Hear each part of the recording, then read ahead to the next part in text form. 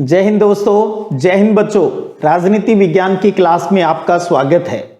स्वतंत्र भारत में राजनीति वाली आपकी किताब को, उसकी विकास यात्रा को आज हम आगे बढ़ाएंगे और आज हम आपका जो 7वां चैप्टर है जन आंदोलनों का उदय, उसको शुरू करने जा रहे हैं। जैसा कि आपको स्मरण है, 1947 में देश आजाद हुआ। आजादी के बाद में राष्ट्र निर्माण के सामने बहुत सी चुनौतियां थी, जिनके बारे में हम शुरू के तीनों अध्यायों में पढ़ चुके हैं। आपको पता है, देश के विकास के लिए नियोजित विकास के मॉडल को अपनाया गया था, जिसका प्रमुख लक्ष्य था देश का आर्थिक विकास हो और लोगों के अंदर आय यानी इनकम का समानता के साथ बंटवारा हो। शुरुआती 20-25 सालों तक तो कुछ ठीक रहा, कुछ हम विकास की तरफ बढ़े, लेकिन धीरे धीरे ऐसा लगने लगा कि जो मॉडल हमने अपनाया है वो हमारी गरीबी खत्म नहीं कर पा रहा है, हमारी बेरोजगारी खत्म नहीं कर पा रहा है। गरीब और अमीर के बीच खाई है वो बढ़ती जा रही है। इनकम के जो समानता के बंटवारे की बात कही गई थी उसको हम प्राप्त नहीं कर पा रहे थे। आपको पता है, स्टार्टिंग के अंदर लगातार कांग्रेस पार्टी की सरकार रही, तो लोगों को उस पार्टी से नाराजगी है वो भी देखने को मिली। फिर गैर कांग्रेसवाद आया, जनता पार्टी बनी, लेकिन लोगों को लगा भी ये पार्टी भी कुछ खास नहीं कर पा रही है। तब बहुत से शिक्षित लोग, समाज के बहुत से लोग हैं, वो एकजुट होते हैं, चाहे वो स्टूडेंट हैं, चाहे महिलाएं हैं या कोई स्वयंसेवी संगठन है, वो आगे आते हैं और सरकार के सामने आंदोलन करके जिन उद्देश्यों की प्राप्ति के लिए जो मॉडल अपनाया गया देश के अंदर विकास का, उसको चुनौती देते हैं और उसकी भरपाई करने की जो मांग है वो अपनी रखते हैं। तो इस अध्याय के अंदर हम 1970 के दशक के बाद के जो जन आंदोलन हुए उसकी विकास यात्रा को पढ़ेंगे। तो सबसे पहले जानते हैं भी, अगर क्योंकि हमें तो बोर्ड की एग्जाम भी देनी है, तो सबसे पहले हम परिभाषा से ही अपनी बात स्टार्ट कर लेते हैं। और परिभाषा है भी, जन आंदोलन किसे कहते हैं। अगर आपसे कोई पूछ ले, जन का मतलब है जनता यानी लोग, तो पहले तो परिभाषा जानिएगा। ऐसे आंदोलन जो लोगों के द्वारा या जनता के द्वारा किसी समस्या के विरोध में चलाए जाते हैं। जनता द्वारा किसी समस्या के विरोध में चलाए जाने वाले आंदोलन है वो जन आंदोलन कहलाते हैं। अब थोड़ा सा हम क्लासिफाइड कर लेते हैं इस पूरे चैप्टर के अंदर जिन जिन चीजों के बारे में हम पढ़ेंगे, तो उसको हम एक टॉपिक के माध्यम से जान लेते हैं, और वो है आंदोलनों यानी मूवमेंट्स के जो टाइप्स हैं। हम दो भागों में डिवाइड कर लेते हैं, एक है दल आधारित आंदोलन और दूसरा है गैर दलीय आंदोलन, अर्थात राजनीतिक दलों से स्वतंत्र आंदोलन। तो दो चीज हो गई आंदोलन के टाइप, एक तो दल आधारित। तो सबसे पहले तो हम ये जान लेते हैं भी दल आधारित आंदोलन का क्या मतलब है। तो देखिएगा, जो आंदोलन किसी राजनीतिक दल यानी कोई न कोई राजनीतिक पार्टी है उसके सहयोग से शुरू किए जाते हैं, किसी राजनीतिक पार्टी के सहयोग से शुरू किए जाने वाले आंदोलन वो कहलाते हैं दल आधारित आंदोलन।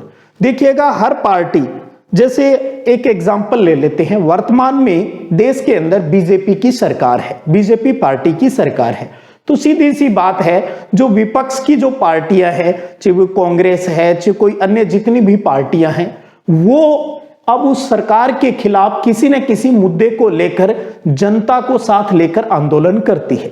जैसे अब वर्तमान में कांग्रेस पार्टी की अगर बात करें तो कांग्रेस पार्टी ने बीजेपी की जो सेंटर की गवर्नमेंट है उसके खिलाफ ये आरोप है भी बेरोजगारी है वो बढ़ती जा रही है, लोगों को रोजगार है वो नहीं मिल पा रहा।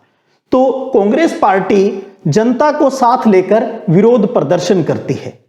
तो ये किसके समर्थन से हो रहा है? एक पार्टी के समर्थन से हो रहा है। तो इसलिए इस प्रकार का मूवमेंट अगर कोई होता है तो उसमें हम कहते हैं दल आधारित, दल यानी कोई पार्टी जो राजनीतिक पार्टी है। तो इस प्रकार के जो आंदोलन है, जैसे आपके सिलेबस के अकॉर्डिंग बात करें तो तेलंगाना का जो आंदोलन हुआ आंध्र प्रदेश के अंदर, वो कम्युनिस्ट पार्टी के द्वारा चलाया गया। देखिए हर पार्टी के अंदर किसानों को लेकर, मजदूरों को लेकर पार्टी के अंदर भी कई विंग है वो बनी हुई होती है, जो उनसे जुड़े हुए मजदूरों, किसानों, उनसे जुड़े हुए मुद्दों को लेकर है वो आंदोलन करती है। तो इस प्रकार के आंदोलन दल आधारित आंदोलन कहलाते हैं। जैसे तेलंगाना आंदोलन हो गया, तिभागा आंदोलन हो गया, या नक्सलवादी आंदोलन हो गया। तो ये वो आंदोलन है जो किसी न किसी राजनीतिक पार्टी के सहयोग से शुरू किए गए। आपको एग्जाम्पल और परिभाषा ध्यान में रखनी है। उम्मीद करूं कंसेप्ट क्लियर हो गया होगा। भी पार्टी के माध्यम से कोई आंदोलन होता है। मेन मुद्दे पर आते हैं जी आज का, वो है राजनीतिक दलों से स्वतंत्र, अर्थात जिसे समझने के लिए हमने कह दिया गैर दलीय आंदोलन। इसकी परिभाषा की बात कर ले, जो आंदोलन स्वयंसेवी संगठनों, स्थानीय लोगों या छात्रों द्वारा किसी समस्या से पीड़ित होने के कारण शुरू किए जाते हैं, वो राजनीतिक दलों से स्वतंत्र आंदोलन कहलाते हैं। क्योंकि इसमें किसी राजनीतिक पार्टी है उसका कोई संबंध इससे नहीं होता। लोग पार्टियों को छोड़कर अपने दम पर आंदोलन करते हैं और अपनी मांग को जायज ठहराते हुए उसको पूर्ण करने के लिए सरकार के ऊपर दबाव बनाते हैं। इस अध्याय में हम इस राजनीतिक दलों से स्वतंत्र जो आंदोलन है उनको पढ़ेंगे। तो उनको भी हम क्लासिफाइड कर लेते हैं, यहां पर वर्गीकृत कर लेते हैं। इसके अंतर्गत हम महिला आंदोलनों के बारे में पढ़ेंगे। तो महिला आंदोलन, अगर वैसे ही प्रश्न आ जाए भी दो महिला आंदोलनों के नाम बताइए, अर्थात इसका मतलब ये हो गया भी जिसमें ज्यादा महिलाओं ने प्रमुखता है वो निभाई है। तो एक तो हो गया अपना चिपको आंदोलन, दूसरा हो गया अपना ताड़ी विरोधी आंदोलन। तो अपने सिलेबस के अनुसार चिपको आंदोलन, ताड़ी विरोधी आंदोलन, ताड़ी शराब को बोलते हैं, आगे जाकर हम इनके बारे में विस्तृत रूप से भी पढ़ेंगे। तो ये महिला आंदोलन कहलाते हैं क्योंकि इनमें महिलाओं की प्रमुखता रही। उसके बाद पर्यावरण सुरक्षा से जुड़े हुए आंदोलन। तो आपको पता है चिपको आंदोलन महिलाओं का रोल है, लेकिन ये किसके लिए था? एनवायरमेंट के लिए है। तो इसके अंदर भी हम शामिल कर लेंगे इसी बात को। चिपको आंदोलन पर्यावरण सुरक्षा के लिए चलाया गया, महिलाओं द्वारा मुख्यतः चलाया गया एक आंदोलन था। दूसरा, पर्यावरण को लेकर नर्मदा बचाओ आंदोलन के बारे में हम अच्छे से जानेंगे। उसके बाद बात करें भी कुछ जाति आधारित आंदोलन भी हुए हैं, जैसे दलित पैंथर्स। दलित पैंथर्स तो यानी दलित जाति के जो शिक्षित बच्चे हैं, स्टूडेंट्स थे, उन्होंने ये एक आंदोलन मूवमेंट स्टार्ट किया। विस्तृत आगे पढ़ेंगे। इसी प्रकार किसान आंदोलन, किसानों की समस्याओं से जुड़े हुए मुद्दों को लेकर किसान एकजुट होकर जो आंदोलन किया, जैसे बीकेयू भारतीय किसान यूनियन, इसके बारे में भी पढ़ेंगे। महेंद्र टिकैत के बारे में पढ़ेंगे, भारतीय किसान यूनियन की बात। तो इस प्रकार से आप समझ गए, एक बेसिक नॉलेज लेते हुए हम चैप्टर को आगे बढ़ा रहे हैं, बड़ा सीक्वेंस से, कहानी से। बहुत ही इजी चैप्टर है और इस चैप्टर से जो भी क्वेश्चन आए वो गलत हो ही नहीं सकते, क्योंकि बहुत ही इजी है, थोड़ा सा गौर करने की जरूरत है। और इस चैप्टर में मैंने स्टार्टिंग में कहा 1970 के दशक के बाद के जो मूवमेंट हुए हम उनके ऊपर फोकस कर रहे हैं। तो इतना आप नोट्स फॉर्म में उतार सकते हैं। फिर हम बात करते हैं एक एक आंदोलन को लेकर। सबसे पहले बात करेंगे चिपको आंदोलन को लेकर। चलिए अब बात करते हैं अपने जन आंदोलनों में पर्यावरण संरक्षण से जुड़ा हुआ एक इंपॉर्टेंट आंदोलन जिसका नाम है चिपको आंदोलन। नाम देखिएगा, चिपको। क्या चिपके, किससे चिपके? पेड़ों को कटने से बचाने के लिए भी, पेड़ों की कटाई है वो नहीं हो, इसके लिए चलाया गया ये एक अनोखा आंदोलन था। इसके अंतर्गत पेड़ों को बाहों से भर लिया, भाई पेड़ काटोगे तो उससे पहले हमें काटना पड़ेगा, इसलिए इसका नाम पड़ा चिपको आंदोलन। एक चीज और बताऊं, इंडिया में सबसे पहले अगर चिपको आंदोलन मूवमेंट जो ये चला 1730 ईस्वी में, राजस्थान के जोधपुर डिस्ट्रिक्ट के खेजड़ली गांव में अमृता देवी बिश्नोई के नेतृत्व में, उसी की प्रेरणा से आज हम ये पढ़ने जा रहे हैं आगे चिपको आंदोलन। कौन सा? जो 1973 में हुआ। 1973 में। वर्तमान में अगर स्टेट की बात करें तो स्टेट है वो उत्तराखंड। पहले आपको पता है उत्तराखंड उत्तर प्रदेश से ही अलग हुआ है। तो 1973 में उत्तराखंड के 2-3 गांवों के अंदर एक आंदोलन स्टार्ट हुआ पेड़ों को बचाने के लिए, और वो था चिपको आंदोलन। और इसके नेतृत्वकर्ता की अगर बात करूं, लीडर कौन थे इसके? सुंदरलाल बहुगुणा का नाम आपने सुना होगा। आपने गोरा देवी का नाम सुना होगा। तो सुंदरलाल बहुगुणा, गोरा देवी, उनके नेतृत्व के अंतर्गत ये आंदोलन है वो चला। अब सबसे पहले बात ये आ जाती है भी इस आंदोलन का जो उदय हुआ वो किस कारण से हुआ, तो उसी को जान लेते हैं। तो देखिएगा, जो उत्तराखंड के जो 2-4 गांव थे, जैसे रेणी गांव और एक था लाता गांव, वहां के ग्रामीणों ने वन विभाग से कुछ अपील की थी। तो ग्रामीणों को खेती के औजार बनाने के लिए अंगू के पेड़, अंगू एक वृक्ष का नाम है, तो ग्रामीणों को खेती के औजार बनाने के लिए अंगू के पेड़ काटने की वन विभाग ने अनुमति है वो नहीं दी। एक तो इस बात से गांव वाले रुष्ट हो गए, लेकिन इसका उल्टा वन विभाग ने क्या किया? देखिएगा, वन विभाग द्वारा खेल सामग्री बनाने वाली एक कंपनी को उन वनों की कटाई का अधिकार दे दिया, अनुमति दे दी कि ठीक है भैया, आप यहां वनों को काटिए, उसका व्यवसायिक इस्तेमाल कीजिए, बिजनेस के उद्देश्य से इस्तेमाल कीजिए, खेल सामग्री बनाकर बेचिए। तो स्वाभाविक था जब गांव वालों ने ये कहा, भाई हम यहां रह रहे हैं, हम यहां के स्थानीय लोग हैं, आप हमें तो अनुमति नहीं दे रहे, लेकिन आप है वो एक प्राइवेट कंपनी को अनुमति दे रहे हो। आपसे क्या मैं पूछ सकता हूं भी 1973 में जब ये आंदोलन हुआ, उस टाइम देश की प्राइम मिनिस्टर कौन था? प्राइम मिनिस्टर कौन था उस टाइम? आप जरूर कमेंट करके बताइएगा भी किस प्रधानमंत्री के टाइम की ये घटना है। तो ये वो 2 प्रमुख कारण है जिसकी वजह से 1973 में उत्तराखंड के अंदर चिपको मूवमेंट है वो होता है।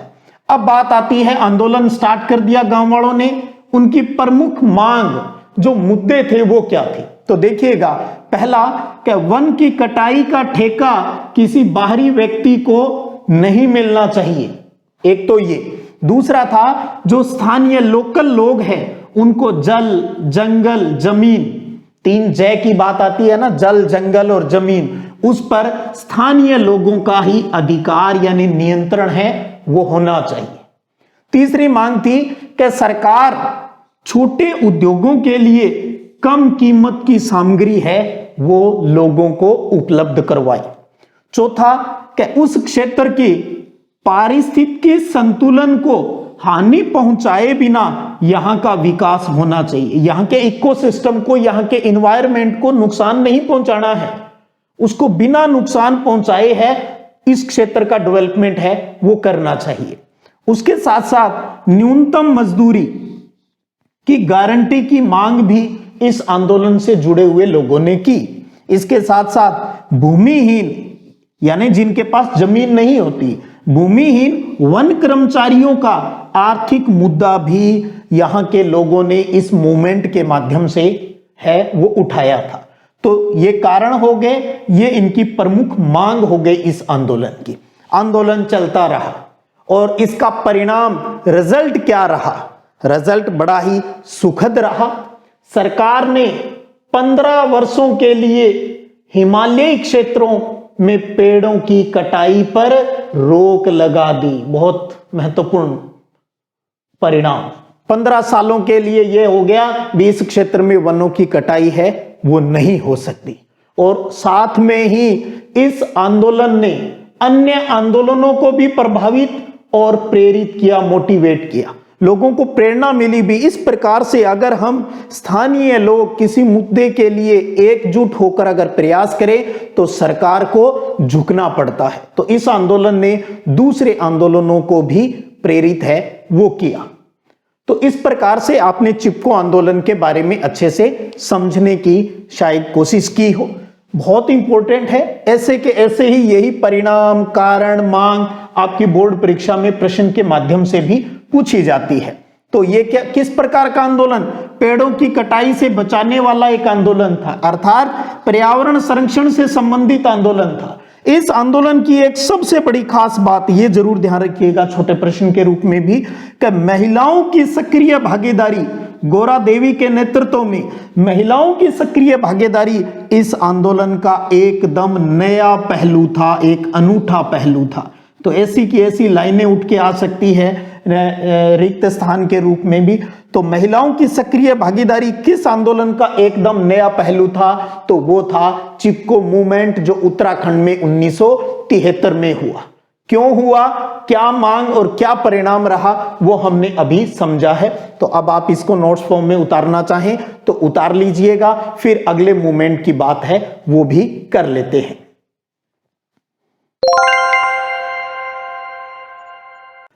चलिए अब अपने बात करते हैं एक जाति आधारित आंदोलन की, और वो आंदोलन है दलित पैंथर्स। दलित पैंथर्स, दलित यानी पिछड़े हुए, SC ST हरिजन जिनको कहते हैं दलित पैंथर्स। सबसे पहले यही बात आ जाएगी कि दलित पैंथर्स आंदोलन है या इस समूह की जो स्थापना है वो कब हुई? 1972 में हुई। और कहां हुई? महाराष्ट्र में। 1972 महाराष्ट्र में दलित पैंथर्स की स्थापना होती है। और याद रखिएगा चिपको आंदोलन जो उत्तराखंड वाला हमने अभी पढ़ा वो कब हुआ? 1973 में। तो 1972 महाराष्ट्र के अंदर दलित पैंथर्स की स्थापना होती है, और इसकी स्थापना करने वाले थे शिक्षित दलित युवक। तो इसका मतलब एक शिक्षित दलित युवकों का 1972 में महाराष्ट्र में बनाया गया ये एक संगठन था। अब बात करें भी इस दलित पैंथर्स की प्रमुख मांग, प्रमुख मुद्दे हैं वो क्या थे? तो देखिएगा, पहला मुद्दा जाति आधारित असमानता और भौतिक साधनों के मामले में दलितों के साथ हो रहे अन्याय को समाप्त करना। भी समाप्त होने चाहिए हमारे साथ जो अन्याय हो रहा है। भौतिक संसाधन, कोई भी जो चीज है वो हमें सही तरीके से नहीं मिल रही है, और जातियों के आधार पर हमारे साथ भेदभाव किया जाता है, जातिवाद है वो किया जाता है हमारे साथ, उसका इन्होंने विरोध किया। दूसरी बात, आरक्षण के जो कानून बने हैं और सामाजिक न्याय की जो नीतियां हैं वो सही ढंग से लागू होनी चाहिए। आरक्षण के कानून और सामाजिक न्याय की जो नीतियां हैं वो सही ढंग से लागू होनी चाहिए। दलित महिलाओं के साथ जो दुर्व्यवहार होता है वो बंद होना चाहिए।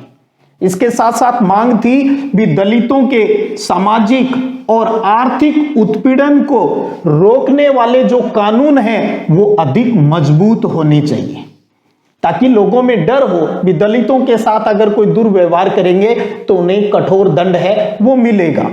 उसके साथ साथ इन्होंने भूमिहीन किसानों, मजदूरों और वंचित वर्गों को अधिकार मिले, इसकी मांग भी इन्होंने उठाई। तो ध्यान रखिएगा। अब एक चीज मैं यहां आपको यह भी बता देता हूं भी बोर्ड में प्रश्न किस प्रकार से, जैसे ऐसा आ सकता है सीधा ही भी दलित पैंथर्स है, इसका वर्णन कीजिए, इसकी विवेचना कीजिए, तब तो सब कुछ बातें लिखनी है। या प्रश्न आ सकता है कि दलित पैंथर्स के प्रमुख मुद्दे क्या हैं, कोई 2 मुद्दे 4 मुद्दे इस प्रकार से बोर्ड परीक्षा में पूछे जा सकते हैं। इसी प्रकार पूछा जा सकता है कि दलित पैंथर्स की गतिविधियां, इन्होंने जो मांग जो रखी सरकार के सामने, इसके लिए इन्होंने क्या क्या कार्य किए, यानी इस चीज को सही साबित करने के लिए या क्या आंदोलन किए, क्या एक्टिविटीज इन्होंने की, उनकी बात आपसे पूछी जा सकती है। तो अब इनकी गतिविधियों की बात कर लेते हैं। तो देखिएगा, महाराष्ट्र के अंदर दलितों पर बढ़ रहे अत्याचारों से लड़ना इनकी मुख्य गतिविधि थी।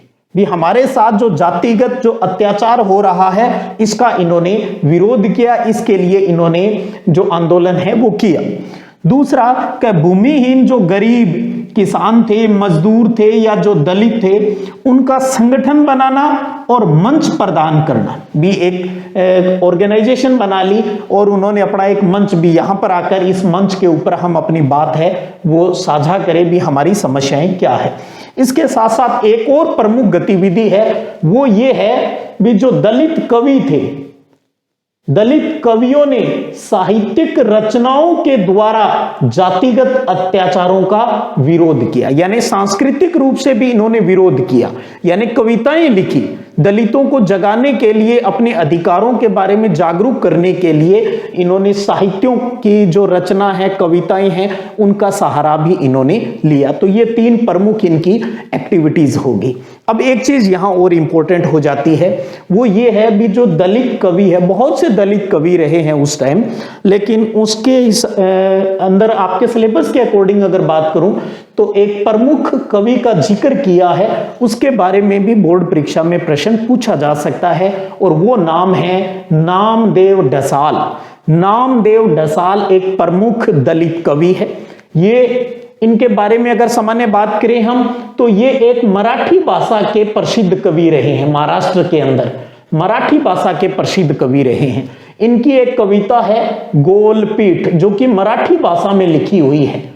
गोलपीठ बहुत अच्छी कविता है, मैं उसको उच्चारित भी करना चाहूंगा, सुनिएगा। बड़ा अच्छी कविता इन्होंने लिखी है दलितों को जगाने के लिए कि सदियों तक सफर किया उन लोगों ने, सदियों तक सफर किया उन लोगों ने सूरज की तरफ पीठ किए, लेकिन अब हमें कहना है ना अंधेरे की इस पथ यात्रा से, अंधेरे की इस पथ यात्रा से। तो यहां एक शब्द आ जाता है, यह भी पूछे जा सकते हैं इस प्रकार बोर्ड परीक्षा में भी, गोलपीठ कविता के अंदर अंधेरे की पथ यात्रा से मतलब क्या है, यानी किस चीज को शो करना चाह रहा है कवि। तो ध्यान रखिए यह शब्द यूज किया है इन्होंने दलित समुदाय के लिए। अंधेरे की पथ यात्रा शब्द किसके लिए यूज हुआ है? दलित समुदाय, दलित कम्युनिटी के लिए यूज हुआ है। हां, हमारे पुरखे अंधेरे को ढोते ढोते झुक गए, लेकिन अब हमें उतारना है बोझ उनकी पीठ से। इस अनुपम नगर के लिए ही बिखरा था हमारा लहू और बदले में यह मिला खाने को पत्थर, लेकिन अब हमें ढहनी ही होगी यह इमारत जो चूम रही आकाश को। हजारों बरस बाद मिला हमें वह सूरजमुखी आशीषों वाला फकीर। अब हां, अब सूरजमुखी की तरह हमें भी घुमाना ही होगा मुख अपना सूरज की तरफ। तो बहुत प्यारी कविता है। इसमें एक शब्द और आया है, वह सूरजमुखी आशीषों वाला फकीर। इस कविता में यह शब्द है वो किसके लिए यूज हुआ है? तो यह शब्द यूज हुआ है बाबा साहब के लिए, डॉक्टर भीमराव अंबेडकर के लिए। तो ये दोनों भी अच्छे प्रश्न है वो बन सकते हैं। उसके साथ साथ नामदेव ढसाल जो कि मराठी भाषा के प्रसिद्ध कवि थे, इनके बारे में और जाने तो दलितों के प्रति सच्ची हमदर्दी ये रखते थे। दलितों को एक सम्मानजनक गरिमापूर्ण स्थान दिलाने के लिए जुझारू संघर्ष की ये बात करते थे और नामदेव डॉक्टर अंबेडकर को अपना प्रेरणा पुरुष है वो मानते थे। तो मैंने यहां आपको बताया भी इनकी गतिविधियों में साहित्यिक रचनाएं हैं वो भी लिखी जाती थी दलितों को जगाने के लिए, और उसके अंतर्गत आपको नामदेव ढसाल से संबंधित इतनी बातों की जानकारी है वो अवश्य ही होनी चाहिए। अब बात ये आ जाती है भी एक दलितों ने अपना एक मूवमेंट स्टार्ट किया, दलित पैंथर्स 1972 महाराष्ट्र के अंदर। उन्होंने अपनी मांग रखी, उसके लिए उन्होंने बहुत सी एक्टिविटीज की, मूवमेंट को आगे बढ़ाया। अब बात ये आ जाती है भी इस मूवमेंट के, इस आंदोलन के परिणाम क्या रहे। दलित पैंथर्स जो संगठन बनाया कितना ये कामयाब हुआ, उसका रिजल्ट हमें जरूर है वो समझना चाहिए। तो देखिएगा, अब इस दलित पैंथर्स की आवाज को सरकार ने माना। सरकार ने 1989 में कानून बनाकर दलितों पर अत्याचार करने वालों के लिए कठोर दंड का प्रावधान है वो लागू कर दिया। भी ज्यादा कठोर सजा का प्रावधान कर दिया सरकार ने 1989 के अंतर्गत। कानून और स्ट्रोंग है वो बना दिए। उसके बाद जैसे आपातकाल आया, आपातकाल जब 1975-76 की बातों की बात अगर करते हैं तो उसके बाद में दलित पैंथर्स ने भी राजनीतिक पार्टियों के साथ समझौते कर लिए और धीरे धीरे इस दलित पैंथर संगठन का भी जो पतन है वो हो जाता है। तो ये भी एक परिणाम में हमारी बात आ जाती है भी दलित पैंथर्स के राजनीतिक पतन के बाद पॉलिटिकल रूप से ये खत्म हो जाता है, एक नया संगठन बनता है, बाम सेफ का निर्माण होता है। तो दलित पैंथर्स का जब राजनीतिक पतन हो जाता है, ये संगठन जब खत्म हो जाता है तो एक नया ग्रुप समूह बनता है जिसका नाम है बाम सेफ। यहां ये इंपॉर्टेंट हो जाता है, एक तो बाम सेफ का पूरा नाम, ये अच्छे से आप ध्यान रखिएगा। बाम सेफ का पूरा नाम है, बी का मतलब backward and minority classes employees federation. English में नहीं तो आप इसको रोमन में backward and minority classes employees federation, ये बाम सेफ का पूरा नाम है। इसको अच्छे से आपको समझना है। तो ध्यान रखिएगा, दलित पैंथर्स का राजनीतिक पतन होने के बाद कौन सा नया संगठन है वो बनता है पिछड़ी जातियों के लिए, ओबीसी के लिए, एससी के लिए, एसटी के लिए, अल्पसंख्यकों के लिए, इन सब को मिलाकर एक नया संगठन बाम सेफ बनता है। बाम सेफ की स्थापना है वो 1978 के अंदर होती है।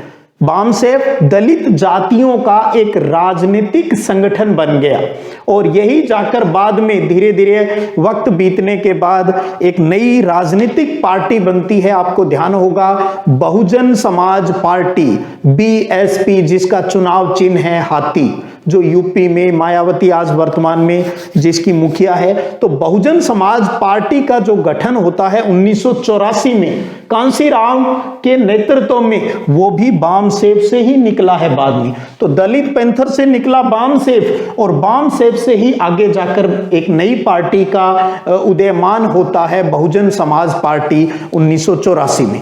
तो ये 1972 फिर बाम सेफ बना 1978 में और बाद में बहुजन समाज पार्टी 1984 में बनती है। इनके बारे में भी अगले जो अपना सेशन है, जो चैप्टर है अपना अंतिम, उसके अंदर इसके ऊपर भी दोबारा हम बात करेंगे बाम सेफ के बारे में, बहुजन समाज पार्टी है इनके बारे में।